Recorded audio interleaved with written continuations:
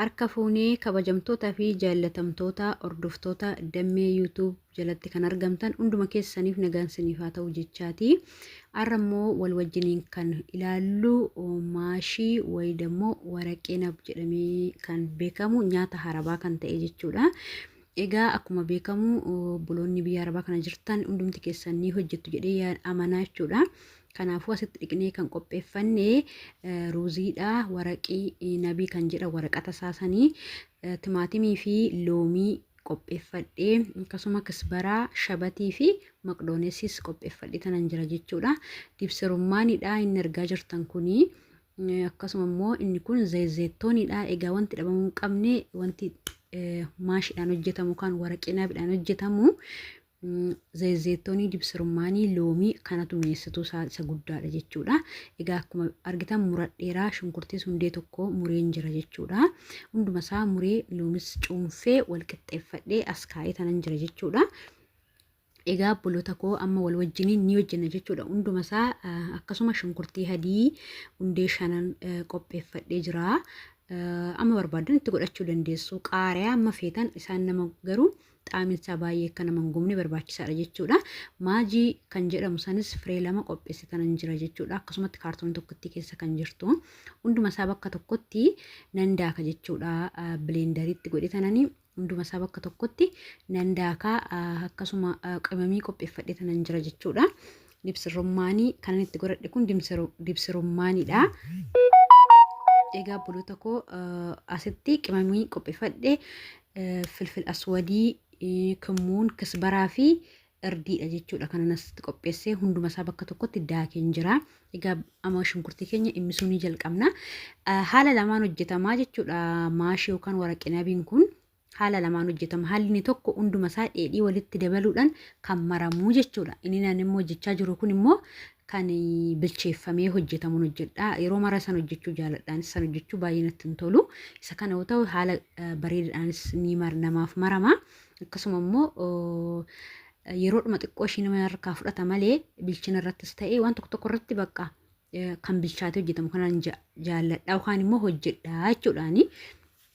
Egaa buloota koo hunduma isaa bakka tokkotti yeroo hojjennu na hordofaa isiniin jechuun jaalladha.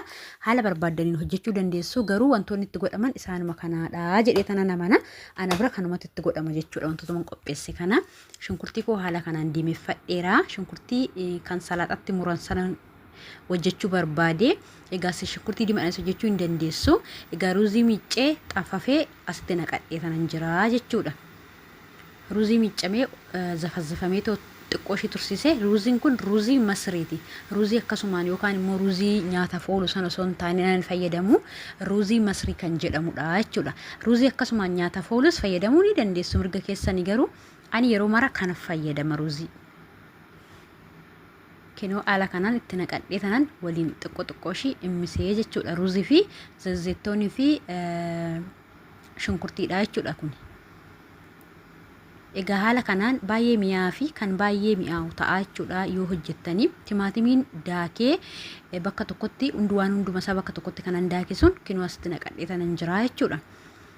Amma inni xiqqoo ishee egaa daffuu jalqabutti waliin haa ilaallu. Gaafa daffuu eegale wantoota qopheeffanne san hundumayyuu itti godhanna jechuudha.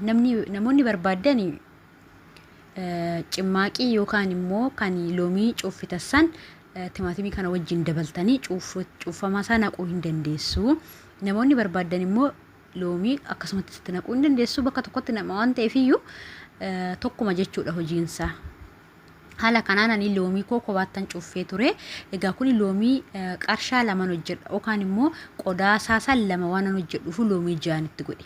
Tokko yoon hojjedhu 3 duwwaan itti godha. Kun immoo 2 isaatu marama waan ta'eef kun kisbaraadha. Maqdoonesii kisbaraa shabatii kanan muree qopheeffadhisan jechuudha. Hundumayyuu erga tokkottan godha jechuudha. Haala kanaan ittan naqadha jechuudha.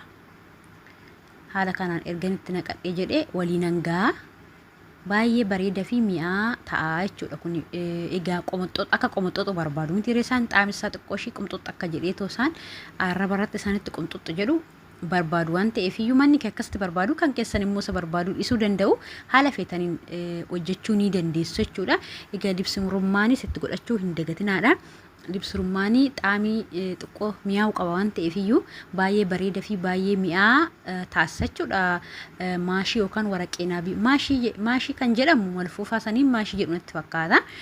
Bakka garaagaraatti waraqeen ab jedhamanni kun nan beeku jechuudha. Haala kanaan kun obboloota koo ni bishaataa jechuudha. Ammayyuu ibidda gubbaa jira. Ibidda baay'ee ittiin baay'isu. Egaa maraq yookaan timaatimiin daakisan akka bulla intini wal fudhatu bichaadhaaf akkasuma ashaboo itti godhachuu hin dagatina. Ashaboo yookaan soogidda itti godhadhaadha. Amma singa'u amma xaamii keessan beektanii jechuudha. Ani akkasumas gubbaa isaatti xiqqoo ishii dibsi rummaanii nan dabaladhee jechuudha. Dibsi rummaaniin kun baay'ee bareedaadha. Salaaxata siin godhamaa hin beektu hundumti keessanuu. Haala kanaan naa bishaateera bakka amma bishaatee xumuramee jira jechuudha.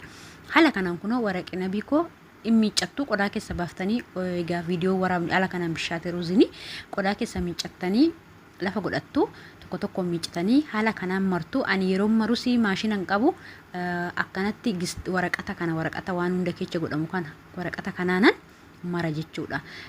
Waraqata kanaan maree haala kanaan ruuziin keenya erga guin goggoganii iyyuu kun haala kana ta'e mammaree firiijii keessan kaawwadhaa gaafan barbaadu achi fuudhee hojjetachuu nan danda'a. Garuu bareedaa isaa kan ta'u osoo firiijii keessan kaa'inii jechuudha. Gaafa duraa doo firiijii keessan kaa'inii hojjedhee isa immoo suuraan kaasnee ture hin qarrasne ture. Amma immoo isa kana firiijii keessa kaa'ee tanan ture isa kana. Firiijii keessa ture firiijii keessaa baaseen mucayyoo xiqqoo dhafan hojjedha jedhee tanan nama tokko duwwaatu barbaada.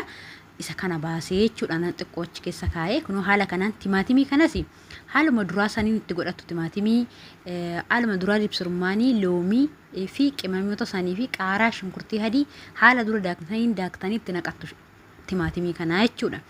Erga isa fixneen booddee saanii xiqqoo qadaada isaati kuni saanii xiqqoo isaa gubbaarratti gadi qadaaddu akka dafee bishaatu.